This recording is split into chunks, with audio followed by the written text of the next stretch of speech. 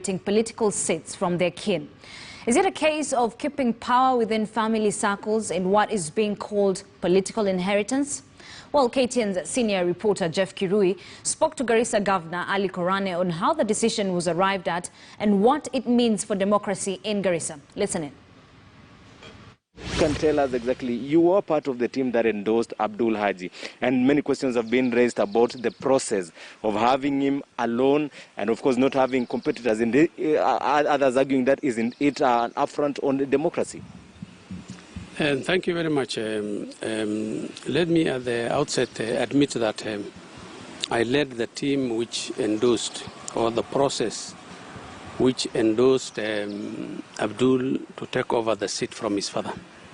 And Mzee Haji was a celebrated political leader, a community elder, and a uniting factor in the whole region and in Garissa County.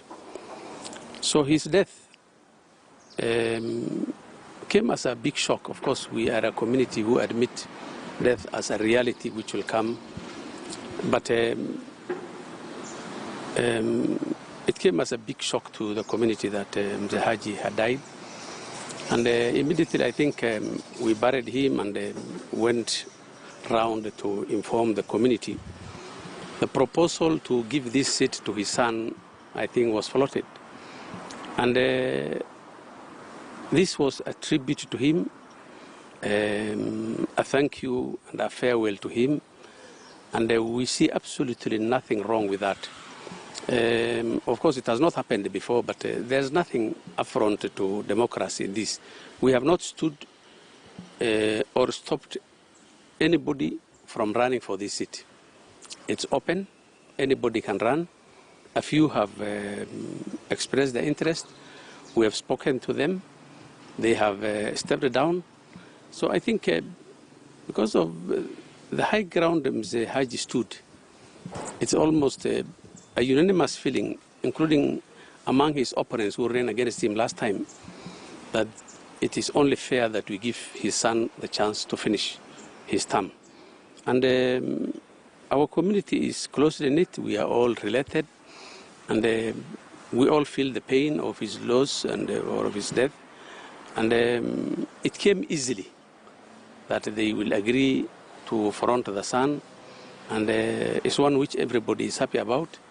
But that does not mean that we are maybe through coercion or any other means trying to stop everybody. But I'm happy and grateful, and would like to thank our communities for all thinking the same way and for giving this respect to the family, to our late senator, and to showing a good example and as a show of respect to other Kenyans of what Mzee Haji meant among us, and the fact that we could all easily agree across the political divide and the political divisions even within us, that we could easily agree to front his son. And I would like to thank all the people, the leadership, the communities, the elders, the women, the religious leaders, the youth, and everybody for having making that unanimous decision. Of course, the northern region, there has been something known as the negotiated democracy, and many people out there are asking themselves, how is this done? How do people go about having so many people with political ambitions agree on what candidates to front? And of course, the politics of clan in that region. How do you go about it in that process? I think, as I told you earlier, we are people of connected clans, related clans, people of the same faith, people of the same values.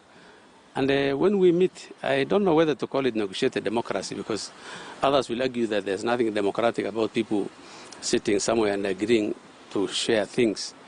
But that's a way of of life. The clan remains the basis of our political mobilization, and it has remained that way.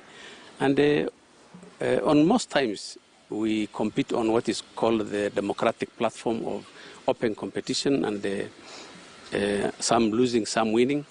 But occasionally, when the situation demands, we feel the need to come together and share positions, make decisions on who should run based on the situation on the ground at that time, sometimes avoiding conflicts, sometimes avoiding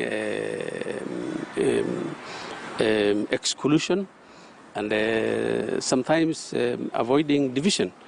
And if it works for the community that by sitting together and sharing positions on agreed terms and on inclusion, then I see absolutely nothing wrong. And in any case, with all the political parties, divisions, coalitions, one could easily incite or motivate somebody to run against those decisions.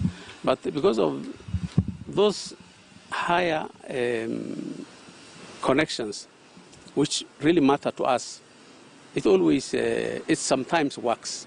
It has worked in Mandera in 2013. It's now working in Garissa in this senatorship.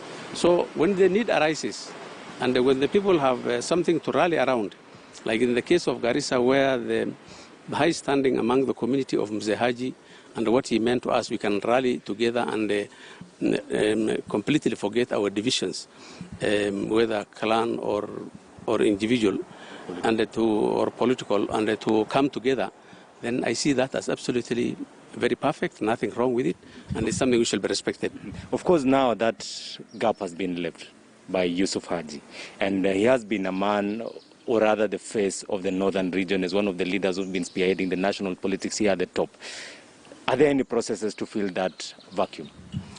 Of course, Mzee Haji was not elected by anybody to be the leader of the region, but he was the leader of the region, undisputed, uncontested, and everybody happy about it.